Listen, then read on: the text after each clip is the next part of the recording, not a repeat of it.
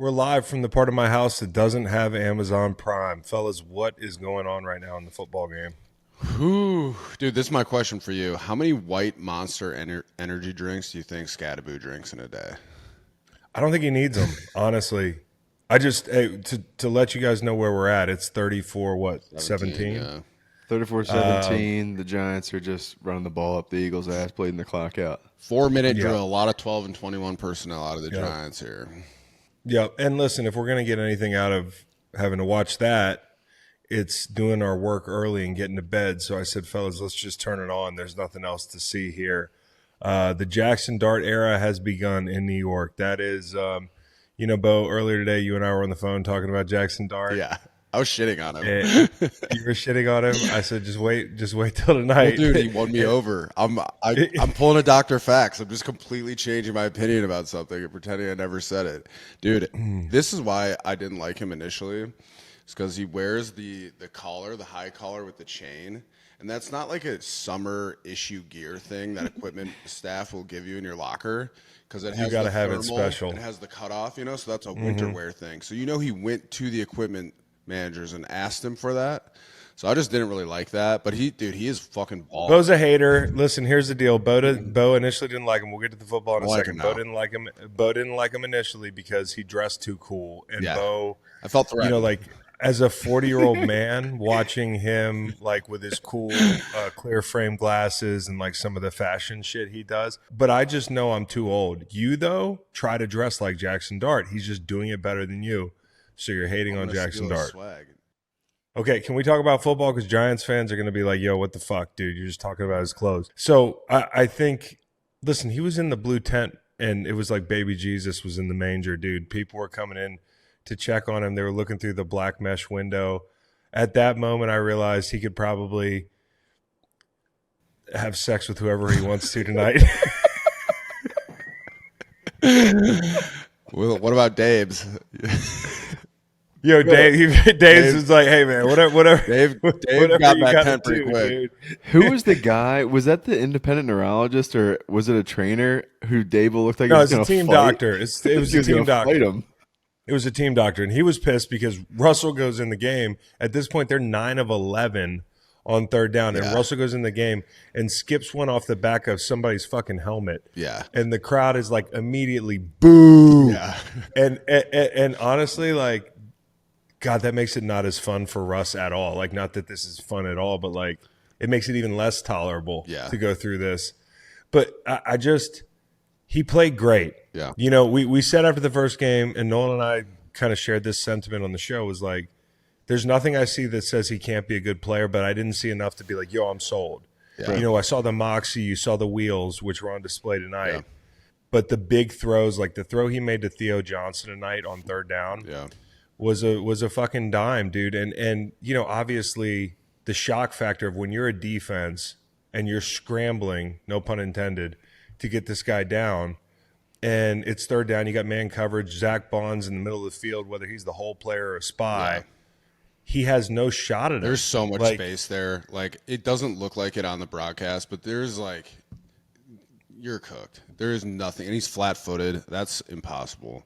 But dude, well, he's the type of athlete that can make it a really tough tackle. Yeah, no, he looks so comfortable. I think that's the thing I was surprised by is they're saying it on the broadcast. He doesn't look like a rookie, but it's just really impressive to me, how he's fitting these balls into these zone coverage windows that typically you don't see a rookie do, especially a guy who hasn't played the entire season. But I mean, dude, at a macro level, going into this game, if you were to tell me that. Eagles and Giants are playing each other. All these storylines about Saquon, obviously, but the best running back quarterback duo is a rookie duo in New York. I would have been, I would have disagreed heavily. I was surprised the Eagles would look that the Eagles looked that bad defensively. Yeah. Obviously, at a point in the game and Brian Daboll is a major league offensive coach where he's like, hey, we're gonna assault Keely Ringo, and they did early and often, which is going to be the theme until you can fix it. And here's the problem: when you start looking around the league at corners that are for sale, so to speak, as we near the deadline, that is not a position that has a lot in store for buyers right now. It just doesn't. And for Jacksonville, who woke up Tuesday morning and said, hey, we're contenders, we're going to go out and probably get the biggest available name. Now, he's been up and down lately, but there's reason to believe that Newsom's going to be a good get. And the Eagles would for sure love a player like that. There's just not a lot out there. I mean, I'm sure they're going to make a move, but it's worrisome. And then the one thing we couldn't predict was that Quinyon Mitchell would go down. Yeah. And that for a minute Blankenship was down, and it was like, holy shit. Yeah, there's some white on white crime there. Yeah, but and DeJean was limping around bad, and I'm like, get out of the fucking game, dude. I know you're trying to be a tough guy. Yeah. And here's how bad it is. They didn't even try him the first snap. Like, he could barely walk. He was like walking it off out of the huddle. They go at Epps like 2 times in a row. They're just like, fuck, we're not going to go at the injured guy. Let's just go at the next guy off the bench. It's a rough deal. Pair that with the fact that Jalen Carter's down. Yeah. Don't have a pass rush. Make no mistake about it. I am not making excuses for the Eagles, because that team that I watched tonight, and really the team that I watched try to be consistent the first month and a half of the season, is just struggling to be a good football team right now. Yeah.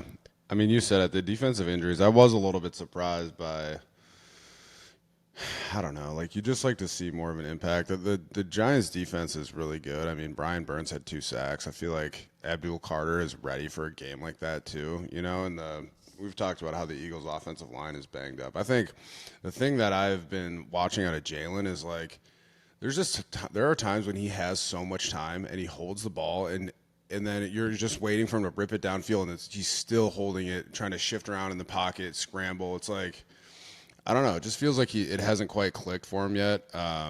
Like this offense, you know what I mean? And he doesn't look incredibly comfortable. Like, it doesn't look like the throws are getting delivered with like consistent timing to me. The average time to throw on his completed passes tonight was 2.82 seconds. That's really high. Yeah. I mean, you compare it to Dart. We talked about all the play extension stuff that Dart did. Yeah. His average time to throw on his completions was 2.1 seconds. So he was able to do a lot of quick game stuff too on top of that. So whether that's going to be a viable kind of primary focus of the offense for the Eagles going forward is just banking on these chunk plays. I don't know. Yeah, and it does seem like the deep ball. Everyone's talking about the deep ball to AJ.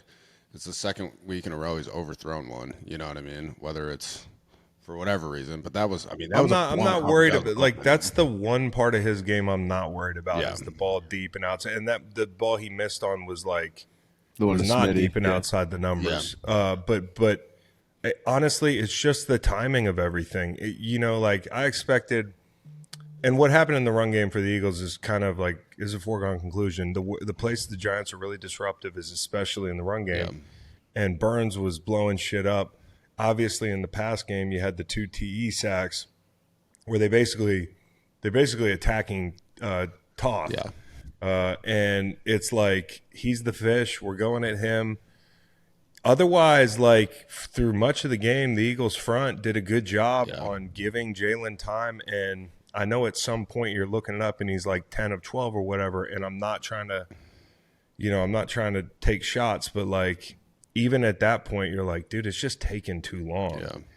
And you see it persists throughout the whole game where they just have no identity. And again, I've said this about Kevin Patullo. It just feels like he's just calling plays and not calling a game. And, the creativity's not there. The pre-snap motion's just kind of like, I don't know who they're trying to be. The other thing is, too, like you're saying, the lack of identity. It's just the drives, like, a lot has been made about all the 3 and outs. You know what I mean? Like, I feel like it wasn't as bad this week, but like, I'm looking at the starting field position for the Eagles. That's what I want you to look up, Nolan. I feel like after kickoffs, every time there just seem to be these like blunders made on special teams. Kick return this year. Cannot field a kick. Yeah, I that's a great even call. on that last drive, like right before we tuned in here, like, I don't know. It's just go back and look at the Rams game. The Rams game, they had like 5 blunders, and they pulled. They trade for Bigsby, and Bigsby really hasn't shown up in the offense. And on kick return, it's a disaster. Yeah. And so, but honestly, it just they ranked dead last in starting field position after kickoff returns. Yeah. We got to finish loving up on the Giants, though. This fucking They're cagey, man. They're They're playing kind of confident. fun to watch, bro. Like, I've never thought I would say that, but I was watching them. I'm watching Skattebo do backflips and headbutt people, and I'm like, it's gotta be fun to have on your fucking team, dude. Like, I'm a fucking Eagles fan. We all know that, but like, the Giants kind of won me over with their younger players tonight. Well, dude, it is. You know, those guys are going to grow up together unless like one of them can't play anymore at some point because they launch their bodies at people head first. Seeking contact for no reason Bro, on every play. Yo, Skattebo is it Beau or Boo? Al Michaels and Kirk Herbstreit cannot decide. Yeah. Skattebo is he's a man child. I mean, that dude is just. Did you see what DeMario Davis was saying about him last week? I saw some mic'd up where he's like that angry kid that you have at your youth football camps who's like a bad kid. And he's like, he's a little badass kid, bro. Watching him in the pros makes me want to go watch his college tape. Like, go back and watch from Arizona State just to see what he was doing to college kids. Yeah. You know what I mean? Like, he's bullying people on professional football fields. I didn't think he'd be this good, and I fell victim to the whole Kirk Herbstreit. His quote was, he's got more speed than his reputation. Also, a great locker room. What do you mean by that? I was watching with Maddie. I turned around like, that means he's white. Okay. Well, and then he tried to like get out of it, but like honestly. You're looking at a group that doesn't have their number one wide receiver who they're gonna grow up with him. You know, hopefully he heals up and he's back next year, fully healthy because Neighbors is special. Theo Johnson, like who honestly they were having a hard time getting on the same page early in the game, but eventually got going and good to see him make a big catch in the game. You just think about the young nucleus and how like on death's door Brian Daboll is or was maybe 2 weeks ago, and it just feels like he has seat's cooling off. a totally new lease on life, man, because of this young group, and all of a sudden like people that you think, oh, are you sellers at the deadline? Are you like people wishfully thinking that they would trade Dexter Lawrence, and I don't know. Maybe I'm crazy, but I don't think so. I mean, like you would never, especially after performances like you've seen 2 out of 3 last weeks. It feels like there's a future there. And they give the Giants offensive staff some love, Chris. You're talking about how it feels like Petula is just calling plays. I totally agree. You contrast that with what Dable did in that offensive staff. They're really calling offense. Yeah. I mean, obviously this is skewed a little bit by the 4-minute drill at the end of the game. Yeah. But they ran 69 offensive plays, 34 run, 35 pass. Damn near perfect run-pass balance in the day. And you could feel that. You could feel the Eagles' defense on their heels. And I also thought, you mentioned DeJean being banged up. Even early in the game when he was fresh, and even when they had Quinyon out there, they were just going at Ringo. Quinyon goes down, and then it's just Ringo and just Jaxson. DeJean was targeted once tonight. That's just smart football. That's just like, all right, here's their best cover corner. Just stay away from them and pick on the other guys. And we've seen other teams the Eagles have played this season not do that. So I thought that was really well done by them as well. Yeah, 18 targets a couple weeks ago for the Bucks, right. Quinyon and Cooper. I mean, like it feels easy. I mean, like I'm not saying it's easy because when Jalen Carter comes back, they'll be better up front. They did not play their best ball game. When Quinyon Mitchell's in the lineup, they'll be a lot better. I think the floor on this defense, or I thought, now you get I was going to say the floor in the defense is higher than the floor in the offense, but after seeing a couple guys go down tonight, like, and here's the thing. Eagles fans will say, hey, we're all banged up, and the team is. But a lot of teams have been dealing with injuries in the secondary on the offensive line this year, and they found ways to win. And if you're going to have games where guys go down and you let up 30 points, that's what having 2 number 1 wide receivers, an MVP candidate running back, and a Super Bowl champion quarterback and 2 blue chip tackles are for. Everything else, like I understand that, the interior offensive line is human this year. Well, welcome to being like every other team in the league. Yeah. Like figure it the fuck out. Right. And so, I mean, I just don't see the evidence of like, and this is a tough deal because you don't want to make a mountain out of a molehill, but this is not a molehill.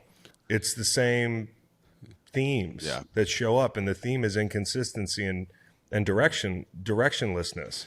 Yeah, I think where it's like, I don't know what your identity is. I don't know where you're going offensively. And the worst part is that is far from the best defense you're going to see. And I know their defensive line's solid and everything, but that's far from the best defense you're going to see. I don't think Shane Bowen's cooking with gas. I don't think he was cooking with gas tonight. No. a couple other things. I mean, I guess if you're looking for a bright spot as a Birds fan, Dallas Goedert played great. Good to see him get going a little bit. He feels like the security blanket for Jalen right now. Like, he's finding him late in the down too, which is, I feel like, pretty atypical for a tight end, except if you're like, Kelsey and Mahomes. But he had, did he have 10 catches, 9 or 10 catches, touchdown on that like weird little shovel.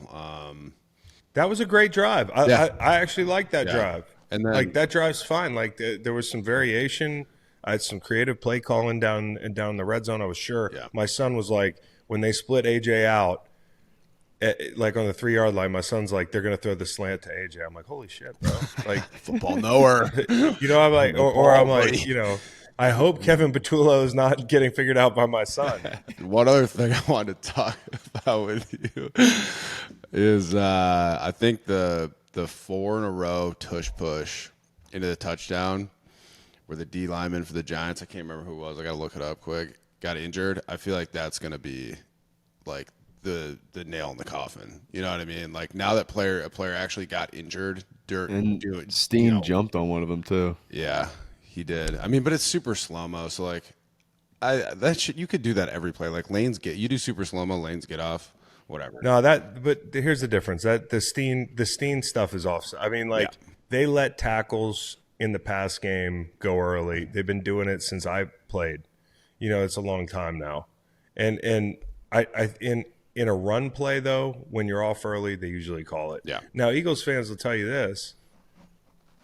I don't know about the no call down in the red zone. Yeah. That 2 plays later, a play later, you end up with an interception.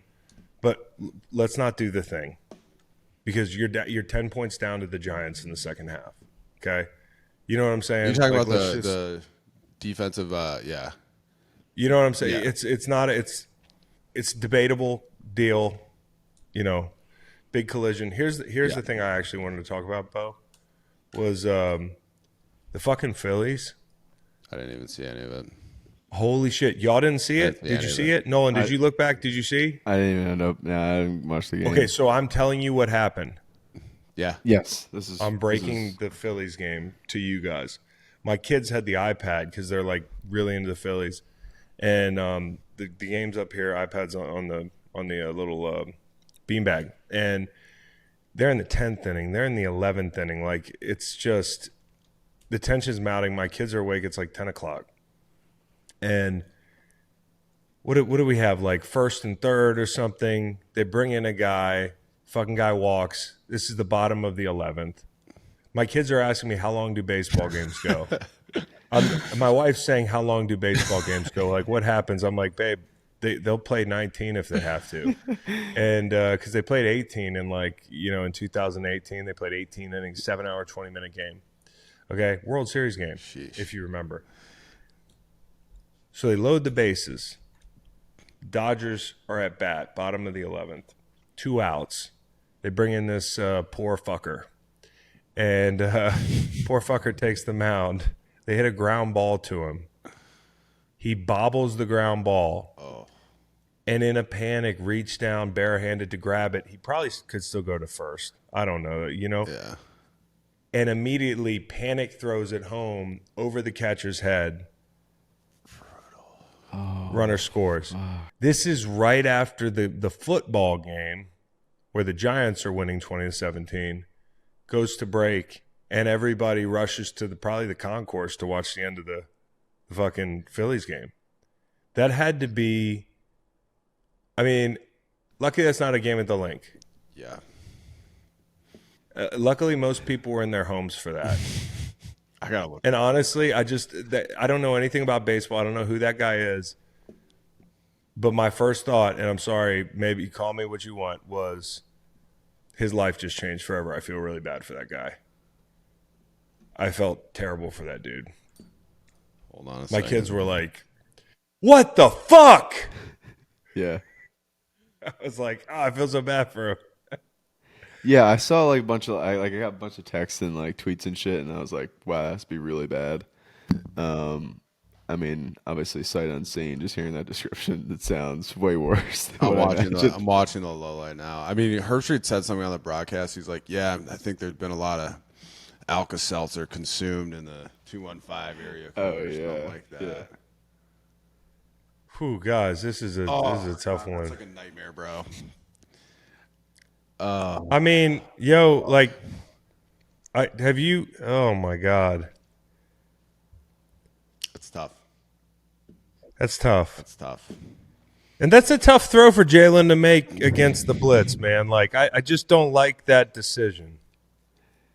I know the call was interception? questionable. Yeah. Yeah, AJ's got inside leverage.